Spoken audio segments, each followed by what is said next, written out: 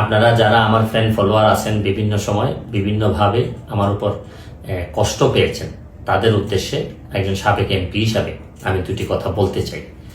আমি আপনাদের এই সংস্কার, কোটা সংস্কার যে আন্দোলন, এই আন্দোলনে বা বৈষম্য বিরোধী ছাত্র আন্দোলন, এই আন্দোলনে কোটা সংস্কারের জন্য আমি সবসময় আপনাদের সাথে ছিলাম এবং এটাতে যারা আহত নিহত হয়েছেন তাদের পক্ষেও, এই বিচারের পক্ষেও আমি ছিলাম। কিন্তু আমার ব্যর্থতা হচ্ছে কি আমি আপনাদেরকে বুঝাইতে পারি নাই, এটার জন্য আমি সম্পূর্ণ ব্যর্থ হয়েছি এবং আমি এই ব্যর্থ হওয়ার জন্য আমার যারা ফলোয়ার আছেন, যারা আমাকে নিয়ে প্রত্যাশা করেছেন, সবার কাছে আমি দুঃখ প্রকাশ করতেছি। আমি আপনাদেরকে আরেকটি কথা বলতে চাই, এখন যে কাঠামোগত সংস্কার আপনারা চাচ্ছেন, দেখেন এই সংস্কারের জন্য আমি বহু বছর আগে থেকে কাজ করে যাচ্ছি। আপনারা দেখেন এই দুর্নীতির বিরুদ্ধে যুদ্ধ গত 15 বছরে আপনারা যে 2-3 জন মানুষ দুর্নীতির বিরুদ্ধে সোচ্চার ছিলেন, এর মধ্যে হয়তো আমাকে একজন আপনারা পাবেন।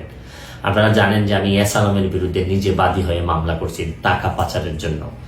আপনারা জানেন যে আওয়ামী লীগের বর্তমান কমিটির যিনি প্রচার সম্পাদক আব্দুল সুবহান গোলাপ, তার আমেরিকাতে 9 বাড়ি থাকা নিয়ে আমি নিজে বাদী হয়ে মামলা করছি।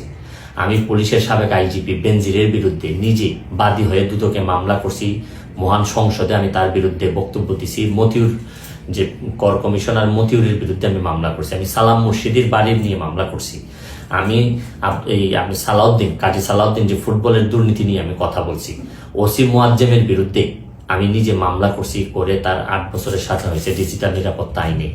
আমি, আপনারা জানেন যে জীবনে যত ঝুঁকি ছিল, আপনারা জানেন যে এই কোটা আন্দোলন শুরু হওয়ার 2 সপ্তাহ আগে আমি প্রেস কনফারেন্স করে বলতে বাধ্য হয়েছি, আমি জিডি করছি যে আমার জীবনের উপর হুমকি আছে এইসব দুর্নীতির বিরুদ্ধে প্রতিবাদ করতে গিয়ে।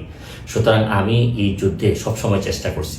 এখন আপনারা যারা যে যুদ্ধ শুরু করছেন, ছাত্র জনতার নেতৃত্বে যে যুদ্ধ, এই যুদ্ধে আমি মনে করি যে দুর্নীতির বিরুদ্ধে যুদ্ধ, এই যুদ্ধে আমি আপনাদের সবসময় আমি আপনাদেরকে দোয়া করি যে আমি যতদিন আসি চেষ্টা করে যাব দুর্নীতির বিরুদ্ধে এই যে যুদ্ধ, এই যুদ্ধে সবসময় শরীক থাকার আমার জায়গা থেকে আমি চেষ্টা করব। এই বলে আজকের মতো বিদায় নিচ্ছি। ভালো থাকুক আমার বাংলাদেশ, ভালো থাকুন সবাই। ধন্যবাদ।